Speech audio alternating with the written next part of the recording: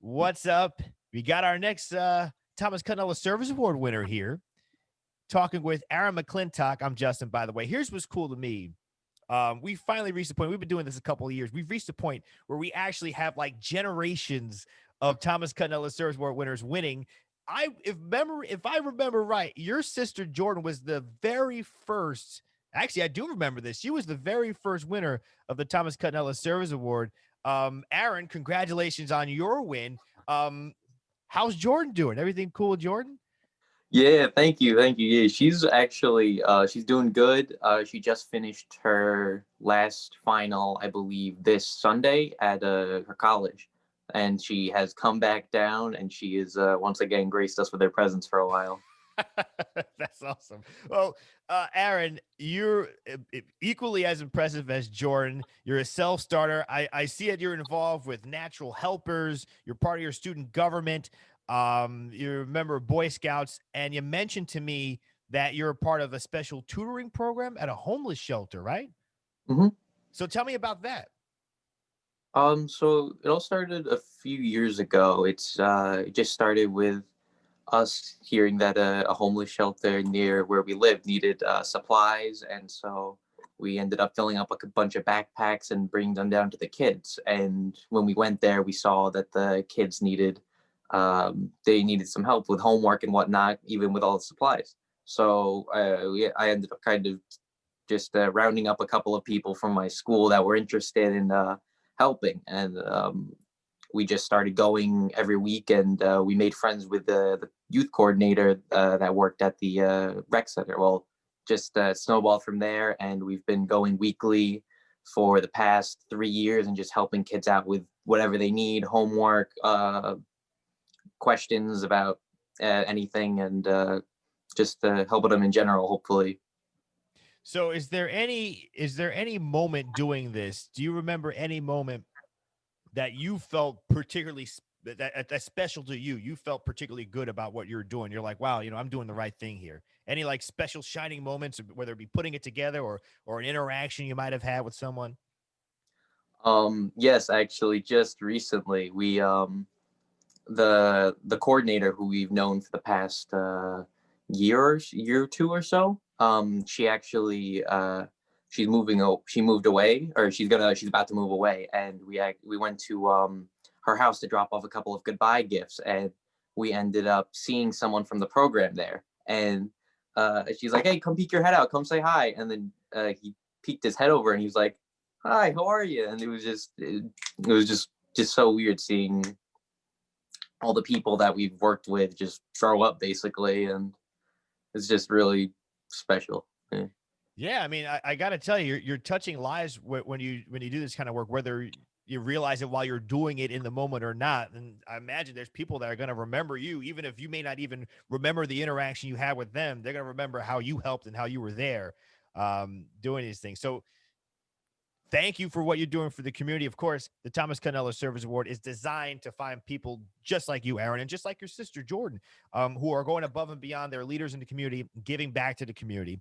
So now I get that this is probably the question. What year are you in school, by the way? Senior year. You senior.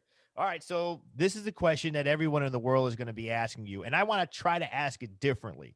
All right. Because I understand that I was a senior in high school, and everyone, you go to the store, everyone's asking, what are your future plans, where are you going? So let me just ask that, what are your future plans, and then I'll put my spin on it. So my plan for the short term is to just go to college and get a degree in something. So There it is.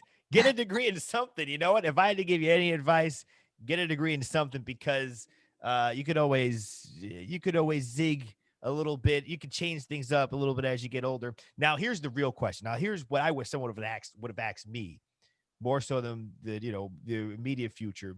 If I had a crystal ball, maybe not a crystal ball, if I had something that could show you the future, right?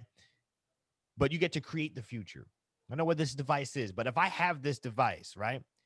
You could pick anything that you're doing, any job, any type of career, anything. You can make the whole thing up and set yourself up to live this life exactly.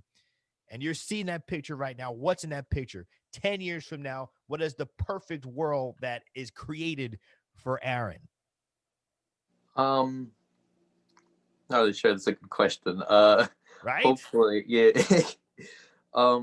One of my schools that I'm really interested in has a forensics program and a information analysis program, and my sort of my goal is to hopefully, if I go to that, if I end up going to that school, I would really love to do something in the either investigative field or something with that sort of forensics or just analysis. I think it's just called the information analysis program or degree or something, and it's in Pennsylvania. I think it's one of the top schools for that sort of thing, and I would love to do something within that field. That's really interesting to me. Well, I got to tell you, that's pretty interesting. All right. So, last question, Aaron. Um, we talked about your work with the homeless shelter tutoring. We talk about how you volunteer all the time. Outside of that, or maybe involving that, I want to know what is a special moment for you in general in your life. Is there something, an accomplishment, or a time in your life that you personally feel most proud of right now? Um,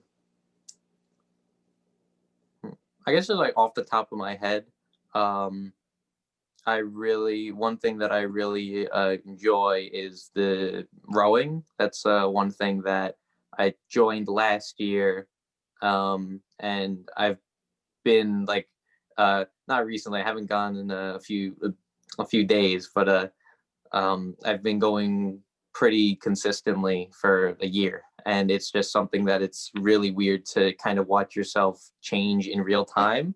And like every time you go there, or every time I went there, I felt different, or I did something differently, and it was just uh, never really had something like that where I could call it my own, like see myself change and evolve, and uh, like is just something that has really helped me over the past year, and it's something that it might not be for it's definitely not for everyone, but I think I firmly believe that everyone does kind of have their something that they have or they're gonna find or they should try and find that helps them along throughout the day.